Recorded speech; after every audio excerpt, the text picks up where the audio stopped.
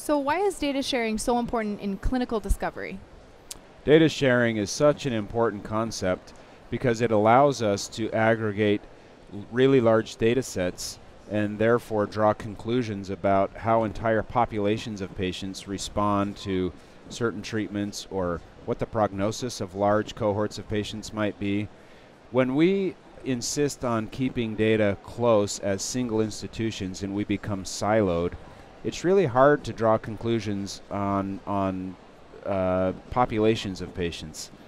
Forever, for decades really, hospital organizations, healthcare institutions have kept their data close, and part of that has been out of necessity. We're worried about privacy, we're worried about legality of sharing data, but we have found that you can be compliant with all of those regulations and still share data, and that can benefit patients because we make new discoveries when we share data.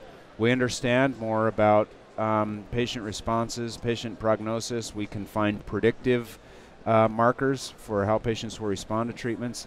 All of those are the critical reasons that we have to share data. If we're going to be serious about making progress in this fight against cancer, we can only do it in groups. We can only do it when we have all of the data we need. We are living in an era where big data analytics is now feasible. It's possible. Right. We can only use those analytics if we're willing to share data.